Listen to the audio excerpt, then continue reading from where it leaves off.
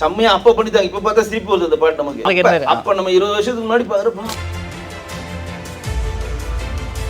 AR ரஹ்மானுடைய ஆல்பத்துக்காகவே Indian 1 வந்து அப்படி ஓடிச்சு. ஏன்னா எல்லாமே சூப்பர் ஆல்பம், அதுல போட்ட எல்லா பாட்டுமே. தங்க நகைகளுக்கு சேதாரத்தில் 25 முதல் 50% வரை தள்ளுபடி. வைர நகைகளுக்கு கேரட் ஒன்றிற்கு ரூபாய் 10,000 தள்ளுபடி. கோட்டீஸ்வர மகால், இது பரிபூரணத்தின் அடையாளம். அப்படியே இப்ப வாங்க, எதனா ஒரு பாட்டு உட்காருதா அவங்களுக்கு? எந்த பாட்டுமே உட்காரல. 3 மணி நேரம் ஏன் இந்த குப்பையை தூக்கி வளர்த்தாங்க? திருப்பி அவர் வந்து ஓடின குதிரையில தான் கட்டினா நம்ம நிமிர முடியும்னு அவர் நினைச்சிட்டாரு. ஏன்னா சொந்தமா எடுக்க அவர்கிட்ட கதை கிடையாது.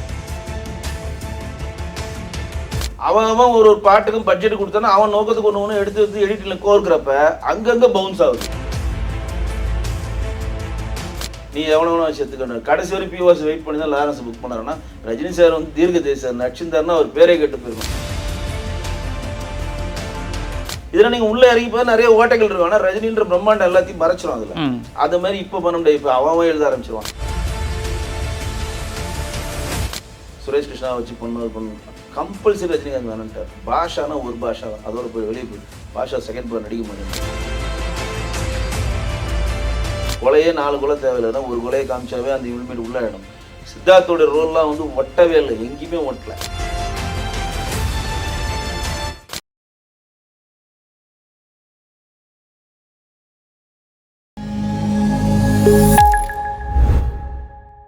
இப்போ ஆடி தள்ளுபடி, கூடவே டிஸ்கவுண்ட் வவுச்சர்ஸ். இதை இப்போ யூஸ் பண்றது? ஆடியில தள்ளுபடி, ஆவணியில டிஸ்கவுண்ட் வவுச்சர்ஸ். போத்தீஸ் ஆடியில் தள்ளுபடியுடன் டிஸ்கவுண்ட் வவுச்சர். இன்னுமே சங்கர் அப்படின்னா பிரம்மாண்டமான இயக்குனர் ஒரு ஊதி பெரிதாக்கப்பட்ட ஒரு பிம்பம் இருக்குல்ல. இந்த மாயா மச்சிந்திரா பாட்டும் அக்கடான எடை போட்ட 2 பாட்டும் அப்பதான் வந்து இந்தியாவுக்குள்ள சிஜி வருது. கிராபிக்ஸ் சிஜி வருது. அதுக்கு முன்னாடி சங்கர் வந்து இந்த பிரபுதேவாடுவர்ல காதலன் லாஸ்ட் முக்காபலா அதுல கொஞ்சம் லைட்டா தெளிச்சிருப்பாரு. அதுவே ரொம்ப நம்ம பார்த்தோம். இதுல வந்து இன்னும் சிறப்பா இருந்துச்சு. அது வந்து அக்கடான்னு நாங்க எடை போட்டான்ற பாத்துல இவங்க தலைகளா நிக்கிறது இப்படி நிக்கிறது சிஜில செம்மையா பண்ணிருப்பாங்க. செம்மையா அப்ப பண்ணிட்டாங்க. இப்ப பார்த்தா சிரிப்பு வருது அந்த பாட்டு நமக்கு. அப்ப நம்ம 20 வருஷத்துக்கு முன்னாடி பாருப்போம் மாறுறான் அப்படின்ற அது நேரம் நம்மளாம் ஜெகன்மோகினாவே ஒரு டோபா போட்டு அடுப்புல இவ்வளவுதான் நமக்கு அது விட்டலாச்சாரியான்னு இவ்வளவுதான் நமக்கு விட்டலாச்சாரியா கதை ஜக்குன்னு மாயமா மறைவாங்க இவ்வளவுதான் நமக்கு தெரியும். அப்ப சிஜினா ஒரு புகை இருந்துச்சு. மாயா மச்சிந்திர பாட்டுல ரஜினி கமல் சார் வந்து உடும்பா மாறுவாரு, சிங்கமா மாறுவாரு, அந்த பெண்ணா மாறுவாரு, ஓடுவாரு, பல்ல கட்டுவார். அப்பெல்லாம் பாக்குறப்ப செம்மையா இருக்குடான்ட்டு அந்த பாட்டு பார்க்கவே அந்த படத்துக்கு திருப்பி போனாங்க. ஏஆர் ரஹ்மானுடைய ஆல்பத்துக்காகவே இந்தியன் 1 வந்து அப்படி ஓடிச்சு. ஏன்னா எல்லாமே சூப்பர் ஆல்பம், அதுல போட்ட எல்லா பாட்டுமே. மனிஷா கோராலான பாட்டாகட்டும், மெலோடி சாங் இந்த பச்சை கிளிகள் தோலோடு கஸ்தூரி மேடம் இவங்களும் பாடுறாங்க, பிஜிஎம்மா வருச்சு. அதே நீங்க இதை இருந்தா அவங்களுக்கு அப்படியே இப்ப வாங்க, எதனா ஒரு பாட்டு உட்காருதா அவங்களுக்கு? எந்த பாட்டுமே உட்காரல. 2வது பெரிய மைனஸ் இந்தியன் 1ல மிகப்பெரிய பிளஸ் நல்லதோ கெட்டதோ கவுண்டமணி செந்திலோட காமெடி. படத்தை நகர்த்திக்கிட்டே போவாங்க. அதுவும் சுப்பீரியர் காமெடி. இரு விட்டாரு பன்னீர் செல்வண்டா இரு நீங்க விட்டீங்களா அப்படின்னு. அவங்க வீட்லயும் ஆபீசர் குட் மார்னிங் ஆபீசர் அப்பதான் பெருமையாச்சு. அவங்க அப்பதான் பெருமையாச்சு. குட் மார்னிங் ஆபீசர் அப்படின்னு அது வந்து ரொம்ப பெருமையாச்சு. அதே மாதிரி இவங்க கிரேசி மோகன் இழுக்குச்சி மயில அப்படின்னு டைலாக் சுதாக்கா தான் எழுதிருப்பாரு. அவரு பிராமண சமூகத்தை இருந்தாலும் எழுதிருப்பாரு. தைசா இருந்தா அடி அப்படின்னு. அன்னைக்கெல்லாம் வந்து அலோவ் பண்ணாங்க, இன்னைக்கெல்லாம் அலோவ் பண்ண மாட்டாங்க. நீங்க சென்சார்லாம் இருக்கிற இன்னைக்கெல்லாம் அலோவ் பண்ண மாட்டாங்க. அன்னைக்கு அலோவ் பண்ணாங்க.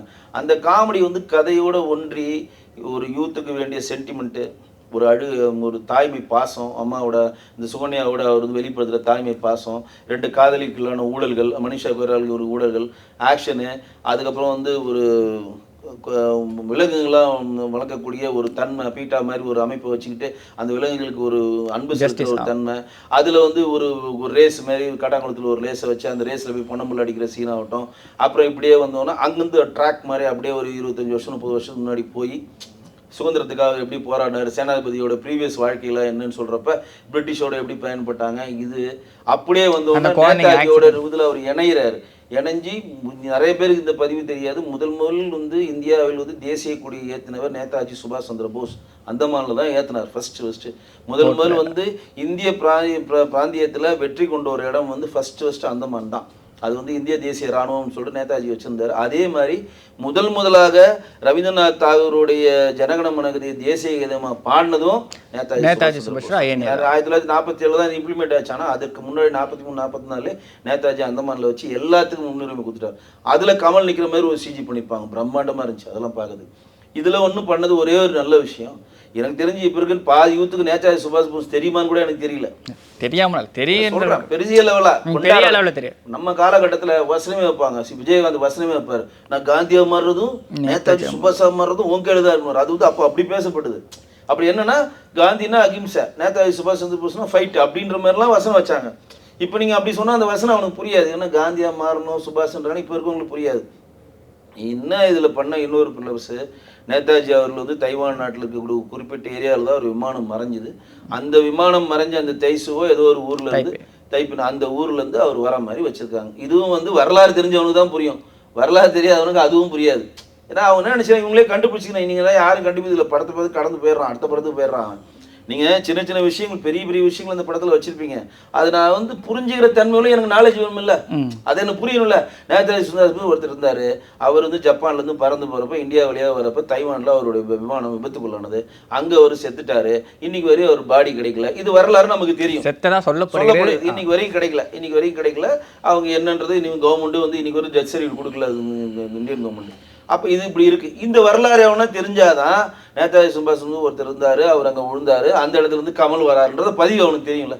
இப்போ நீங்கள் திடீர்னு காட்டுறீங்க தைவான் நாட்டை காட்டுறீங்க, அங்கே வந்து வரான்னு சரி ஏதோ ஒரு நாட்டில் அந்த இடமே கூட பாருங்க, திடீர்னு தைவான் காட்டுறாங்க, திடீர்னு குஜராத்தில் ஒருத்தரை கொள்றாங்க காட்டுறாங்க. இந்த மாதிரியான விஷயங்களுமே எப்படி போகுது, எங்கே கனெக்ட் ஆகுது. அதனால நிறைய எடுத்துட்டாரு, அதை வந்து மிஸ் பண்ண அவருக்கு மனசு இல்லை. 3 மணி நேரம் ஏன் இந்த குப்பையை தூக்கி வளவலன்னு வளர்த்தாங்கல்ல, ஸ்கிரிப்டியாக பண்ணால் 15 நிமிஷம் குறைச்சிருக்காங்க. மறுபடியும் குறைக்கணும். அது 2 மணி நேரம் 20 நிமிஷத்துக்கு மேலே அந்த படத்தில் ஒன்றுமே இல்லை. கொலையே 4 கொலை தேவையில்லைன்னா ஒரு கொலையை காமிச்சாவே அந்த இம்ப்ளிமெண்ட் உள்ளாயிடும். சித்தார்த்தோட ரோல்லாம் வந்து ஒட்டவே இல்லை, எங்கேயுமே ஓட்டலை. சித்தார்த், ரிஷிகாந்த், ஜெகனோட ஓட்டலை, எதுலையுமே ஓட்டலைங்க. ஏதாவது நீங்கள் வந்து யூத் பல்ஸ் பிடிக்கிறேன்னு சொல்லிட்டு அந்த யூடியூப் சம்மந்தமானதை நீங்கள் கையில் எடுக்கிறீங்க, அதுவே வந்து யாருக்கும் போய் சேரலைன்னா அடுத்தடுத்த கண்டென்ட் நீங்கள் நகர்ந்துடுறீங்க, யாருக்குமே சேரல பாருங்க. அந்த போய் உங்களுக்கு கனெக்டிவிட்டியை போய் நீங்கள் போய் உங்களுக்கு புரிஞ்சுதானா அதில் புரியாது. உங்களுக்கு என்னவோ சொல்கிறாங்க யூத்துனாங்க அப்படி கலந்துடுறான், அது தவிர்க்கப்பட்டுடணும். ஆனால் கமல் இப்போ எப்படி வந்து விக்ரமன் சார், KS ரவிக்குமார், பாரதிராஜா, பாலச்சந்தர் இறந்து போயிட்டார், இவங்கெல்லாம் வந்து படிப்படியாக வெளியில் போகிறாங்களோ அந்த லிஸ்ட்லேயும் சங்கர் சார் வந்துட்டார் தான் நான் சொல்லுவேன். சங்கரோட எண்ட் ஆஃப் த சங்கர். ஆமாம் அப்படி தான் சொல்லுவோம். ஏன்னா இன்னும் நீங்கள் ஆடியன்ஸ் பல்ஸ் உங்களுக்கு புரியலைன்னா நான் அப்படி தான் சொல்லுவேன். ரெண்டாவது வந்து சங்கர் இதை ஏன் எடுத்தாருன்னு ஒரு காரணம் சொல்கிறேன். அவரோட 2.0 பெருசாக போகல, பெருசாக போகல.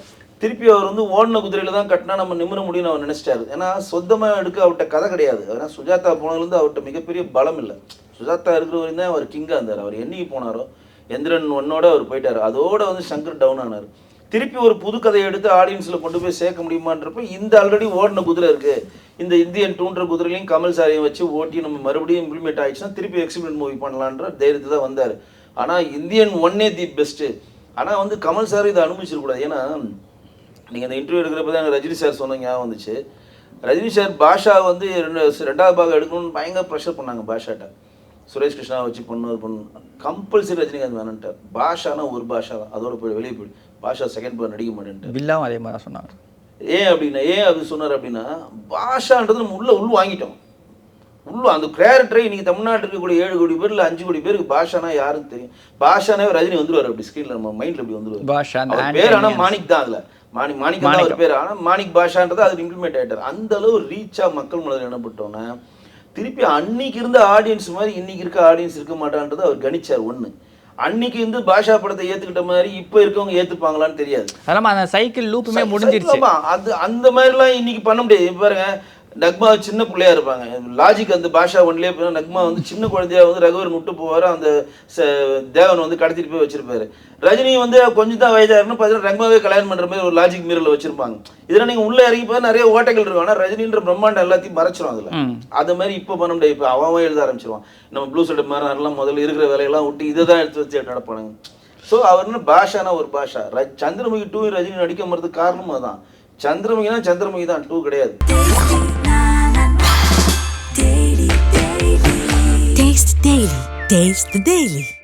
நீ எவ்வளோ செத்துக்கணும். கடைசி வரை பிஓஸ் வெயிட் பண்ணி தான் லாரன்ஸ் புக் பண்ணாருன்னா, ரஜினி சார் வந்து தீர்க்க தேசார் நடிச்சிருந்தாருன்னா அவர் பேரே கேட்டு போயிருக்கும். உலகமாக ஃபர்ஸ்ட் குப்பை அது சந்திரமுகி 2. பிவாஸ் எடுத்த மிகப்பெரிய குப்பை. சந்திரமுகி 1ல் இருந்த அதே கேரக்டர் லாரன்ஸை வச்சு சந்திரமுகி 2, இந்தியன் 1ல் இருந்த அதே கதையை வச்சு இந்தியன் 2 கமலை வச்சு இவங்க எடுக்கிறாங்க. அது வந்து கமல் சார் உஷாரா இருந்திருக்கணும். ஆனால் பிரம்மாண்டத்தை காட்டி அதை காட்டி இதை காட்டி அப்படி பண்ணலாம் இப்படி பண்ணலாம். பார்ட் 3 வேற வரப்போகுதுன்னு சொல்லிட்டு அதுக்கான ஒரு டீசர் வேற அதுலயே வச்சிருக்காங்க. ஏன்னா செலவு அதிகமாயிடுச்சு. இப்போ வந்து இதில் 2 நிமிஷம் கட் பண்ணி அதில் போட்டிருக்காங்கன்னா உங்களுக்கு 7 வருஷமா படத்தை எடுத்துட்டாங்க. அதுவும் எப்படி எடுத்திருக்காருன்னா 3 யூனிட். அது யார் சிம்புதேவன் ஒரு யூனிட் வச்சு பண்ணுறாப்புல, வசந்தபாலு யூனிட் பண்ணுறாப்புல, சங்கர் யூனிட் பண்ணுறாப்புல. அதனால தான் இவ்வளோ ஃபுட்டேஜ். ஒரு டேரக்டரால் இதை பண்ணவே முடியாதுங்க. ஒரு டேரக்டரால் ஷார்ட் பீரியட்லாம் இப்படி பண்ண முடியாது. ஒரு சின்ன சின்ன சீனுக்கெல்லாம் ஒருத்தர் பிரித்து கொடுத்துட்டாரு அவர். இந்த 3 பேருடைய கலவை தான் அந்த படம். அந்த படத்துக்கு இணை டேரக்டர்லாம் கிடையாது, அசோசியேட் டேரக்டரும் கிடையாது. சங்கர் பக்கத்திலே சிம்புதேவன் பேர் போடணும், சிம்புதேவன் பக்கத்திலே வசந்தபாலன் பேர் போடணும், அறிவழகன் பேர், 3 பேர் டேரக்ட் பண்ணியிருக்காங்க. இந்த படத்தில் 3 முக்கிய டேரக்டரோட அசிஸ்டன்ட் டேரக்டர் பண்ணியிருக்காங்க. அதில் அவங்களோட பங்களிப்பு இருக்குது. அவன் ஒரு பாட்டுக்கும் பட்ஜெட் கொடுத்தானா அவன் நோக்கத்துக்கு ஒன்று எடுத்து எடிட்டில் கோர்க்கிறப்ப அங்கங்கே பவுன்ஸ் ஆகுது.